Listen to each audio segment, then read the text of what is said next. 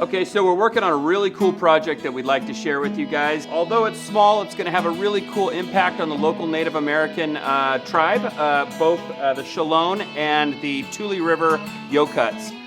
The sign that we're working on today says Maxine Wayas Onyet, and that means Heartland of the Chalone people. And this is going to be going in the Pinnacles National Park in the Central Coast of California.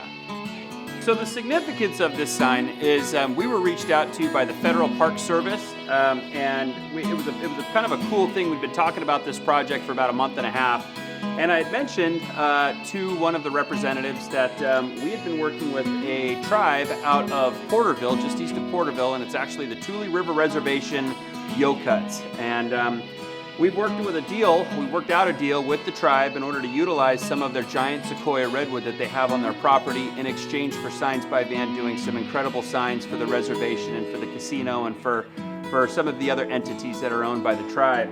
And when I was approached by the Federal Park Service, I felt like this would be a good connection. So we offered to use this giant sequoia redwood off of the Tule River Reservation to use at the federal park, state park, the Pinnacles for the Chalone Tribe. The first step on this is we take the sandblast stencil, we get it cut out, and we make sure it's all lined up perfectly. We'll go out sandblast, and then we'll fill in everything with primer, 2 coats, and then we'll come back with 2 coats of this light cream color. And so we'll have 2 coats of primer, 2 coats of paint, and then once we're done with that, everything dries up, then we can go ahead and start peeling the sandblast stencil off the sign. So what you want to do when you're pulling this stuff off the wood, always pull low and slow. You don't want to pull it up here, you want to pull it down low, and it's always best, don't pull it straight, okay, or don't pull it like this down. You want to pull at a 45-degree angle to the wood grain, and the reason why is that's going to prevent you pulling up a lot of wood and then thus making more body work for you later on down the road. So we'll go ahead and carefully pull all this off.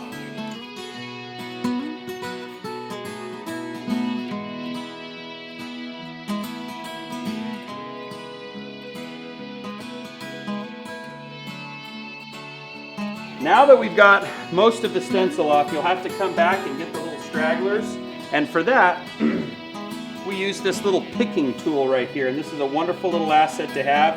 You can come in, and actually what this is a dental pick. So you use that to pull out the little small ends. I'm gonna go ahead and lift this up.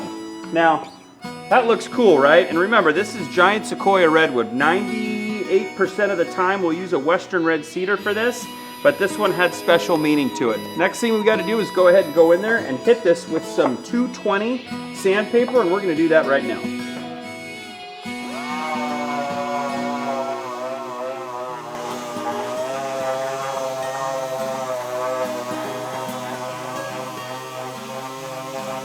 Once we're done with that, you're going to grab this handy dandy blower and make sure you don't blow dust all over the camera equipment.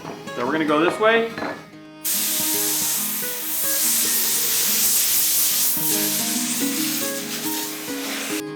So super smooth on all the edges. We chamfered all the edges. This is a chamfer, which is a 45-degree bevel on the end of the piece of wood. Gives it a really cool look. I think we went with a 1/4 or 1/2 inch on that. Looks like about a 1/2 inch.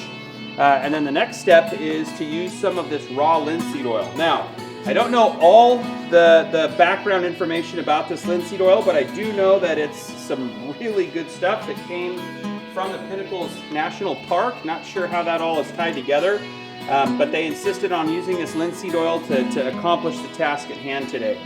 So anytime you're staining a sign, you're always going to want to start on the back side. So the reason why you start with the back is to make sure that if there's any anomalies with the linseed oil or whatever type of stain you're using, that it happens to the back of the sign. So this is when you're going to first, God, look at how much that's soaking in right there. That's cool. So we're going to go ahead and probably put 2 to 3 coats of this stuff on, and I'm just going to start working this into the sequoia redwood here, and man, look at how pretty that is. That is something else. So you want this to soak in, you want this wood to drink this all up. This is a pretty cool process. We take a microfiber rag and we just work it in. And look at the colors coming out of this wood. This is phenomenal.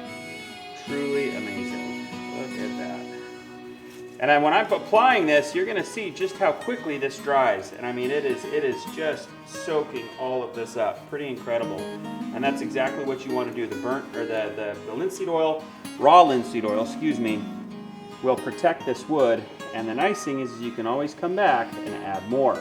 So we just got done putting the raw linseed oil on. And again, this is your first coat, but I wanted to lift this up and show you guys what the grain looks like.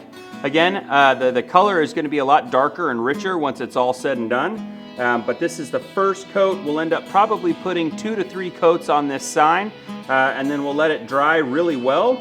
And then we'll get this all templated up. We'll put some studs on the back of the sign, and we'll get this out to the client out at the Pinnacles National Park. Hope you guys enjoyed the video. We're going to have a lot more cool stuff coming up with Giant Sequoia Redwood that we cannot wait to share with the general public. So stay tuned, and we'll see you guys soon.